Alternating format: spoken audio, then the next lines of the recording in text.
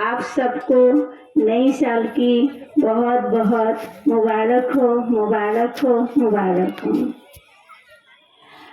हम लोग यहाँ पर बैठे हैं कुछ अच्छी बातें सुनने के लिए, और उस बातों को सुनना ही काफी नहीं होता है, उसको जीवन में उतारना भी है, यानी धारण करना भी है। जीवन में जब तक हम लोग ज्ञान को धारण नहीं करेंगे तो वो धारणा मूर्त नहीं बनेंगे, और जब तक धारणा मूर्त नहीं बनेंगे तब तक हम लोग पूजा के लायक नहीं बनेंगे। तो शिव बाबा ने हम सभी को कहा है, यहाँ हम जो एकत्रित हो रहे हैं ये ब्राह्मण हैं और भविष्य में जाकर के देव देवी बनेंगे। तो देव देवी बनने के लिए कई सारी गुणों की आवश्यकता है। बिना गुण धारण किए हम लोग मनुष्य भी नहीं तो देवता कैसे बनेंगे। तो भगवान हम सबको कहते हैं गुणग्राही बनो, हर एक से कुछ न कुछ गुणों को धारण करना है और वो गुणों को जीवन में अप्लाई करना है, प्रयोग करना है। तो इसके ऊपर एक छोटी सी कहानी आपको हम सुनाना चाहूंगी। एक साधु था और साधु बहुत ईमानदार था और सभी के साथ वो अच्छी व्यवहार करता था और सब पर विश्वास भी करता था। तो उनकी ईमानदारी के कारण, वफादार के कारण उस देश के राजा ने उनको बहुकीमती एक हीरा दिया। क्या दिया? हीरा दिया। वो हीरा लेके तो आया, लेकिन फकीर को, साधु को हीरा की कोई मूल्य नहीं होती है। या तो वो जेब में रखेगा या तो वो कहाँ रखेगा? टोपला में रखेगा, यानी बैग में रखेगा। तो बहुत साल के बाद उनको लगा ये हीरा मेरी कोई काम का नहीं है, तो क्यों ना हम राजा को वापस दे दें। तो राजा को देने के लिए वो चल बसा, उधर से मैंने जा रहा था नौका से, और नौका से जाते जाते एक फकीर से मुलाकात हुआ। और वो फकीर जो है उनके मन में बार बार आ रहा था, इस साधु को हमें नीचे गिराना है। इस साधु जो है बड़ा साधुपन दिखा रहा है, कैसे उनको नीचे दिखाए, यानी उनको अपमान करना चाहा। लेकिन अपमान करने के पहले उनके साथ पहले क्या करना पड़ता है? दोस्ती करना पड़ता है, तभी तो उनको पग पग में बुराई को दिखा सकता है।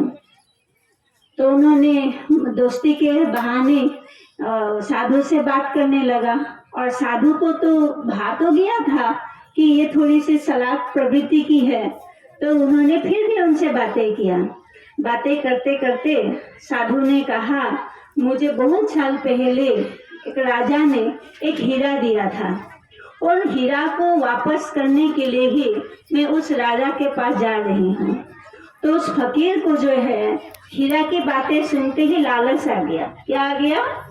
लालच आ गया। उनको लगा ये हीरा हम कैसे ले, किस विधि से हीरा को हम अपना बना ले।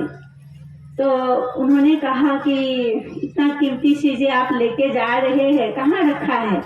तो उन्होंने कहा कि मेरे बैग में ही रखा है।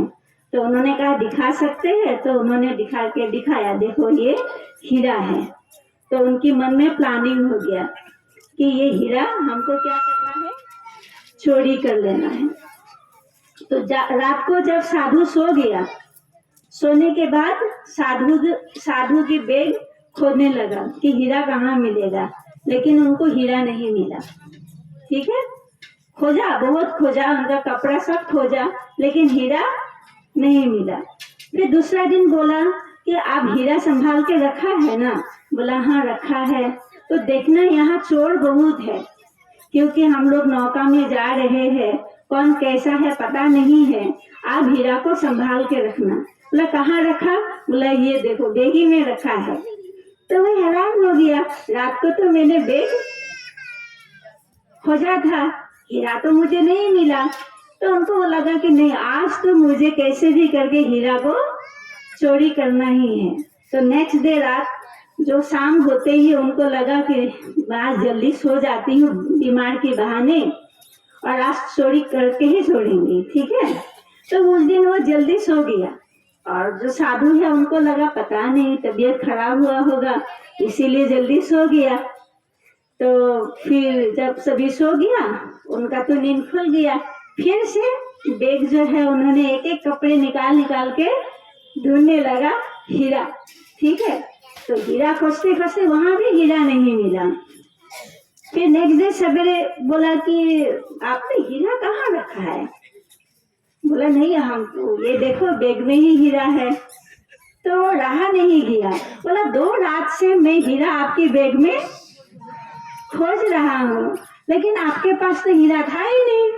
तो मुझे उन्होंने कहा, साधु ने कहा कि मुझे पता था कि आप मेरी बैग की क्या लेंगे, तलाशी लेंगे, इसीलिए मैं आपके ही बैग में हीरा रख दिया था, ताकि आप अपना बैग तो खोजेंगे नहीं, तो इसीलिए मैं आपके बैग में रखा। तो उन्होंने कहा कि देखिए, कोई भी अपना बुराई नहीं देखता है, हमेशा किसकी बुराई देखता है? दूसरों की बुराई देखता है। तो उनको लगा अरे इस तरह के साधु ने बोला, इस बार तो साधु को तो किसी न किसी तरह से क्या करना पड़ा, अपमानित करना ही पड़ेगा। तो नेक्स्ट डे जो रात है, तो साधु को कहा कि मैं तो हीरा लेके ही चलूंगी। तो उन्होंने बोला कैसे लेगा? बोला लेंगे मैं अपना तरीका से। तो शाम होते ही तो वो जोर जोर से चिल्लाने लगा। वो जो फकीर था वो, हाय मेरा हीरा क्या हो गया, चोरी हो गया। किसने बोला? फकीर ने बोला, जिसके पास हीरा था ही नहीं, और वो चिल्लाने लगा, हाय मेरी हीरा चोरी हो गया, कौन है चोर, मुझे ढूंढ के दीजिए, ढूंढ के दीजिए। ठीक है, अब जो नौका चलाने वाला था वो बोला चिंता मत कीजिए, आपकी हीरा आपको मिल ही जाएगा। तो सबकी एक एक करके तलाशी लिया, और तलाशी लेते लेते लास्ट में साधु के पास गया। तो उन्होंने कहा कि मुझे माफ करना, आप तो चोरी कर ही नहीं सकते हैं, क्योंकि आप तो कौन है, साधु है। फिर भी हम आपकी बैग एक बार क्या लेना चाहते हैं, तलाशी लेना चाहते हैं, ताकि इनको क्या हो जाए, विश्वास हो जाए। तो बोला ठीक है, उनकी संतुष्टि के लिए भले आप क्या कीजिए, तलाशी ले लीजिए। पूरा बैग खोला, लेकिन हीरा नहीं मिला। तो वो हैरान था कि हीरा कहाँ गया।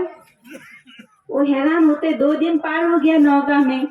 उसके बाद उन्होंने 2 दिन के बाद पूछा कि साधुवर, आपने हीरा क्या किया, हीरा कहाँ छुपा के रखा?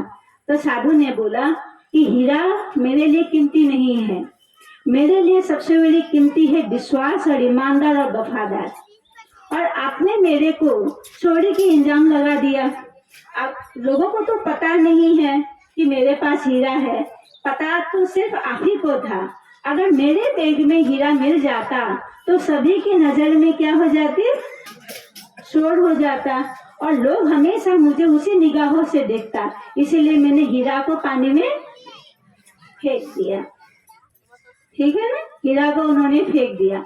और फेंकने के बाद उनको बहुत दुख लगा। जो फकीर था ना, बोला कि इतना ईमानदार व्यक्ति के साथ मैंने बहुत क्या किया, अन्याय किया, और उन्होंने पैर पकड़ा, माफी मांगा।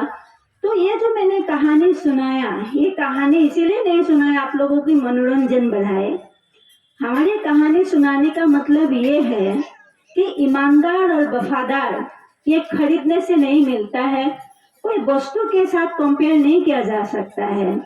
अगर हमें ईमानदार बनना है, वफादार बनना है, उस हिसाब के हमने काम भी करना पड़ता है। अपना बहुमूल्य सामान होके भी हमें ईमानदार हमेशा कायम रखना पड़ता है। और यही भगवान कहते हैं कि भगवान के हम बच्चे बने हैं तो ईमानदार बने, वफादार बने, सच्चाई पर चले। और सच्चाई जहाँ है तो वहाँ भगवान भी साथ है, जहाँ सच्चा नहीं वहाँ भगवान भी साथ नहीं देता है। अच्छा, ओम शांति।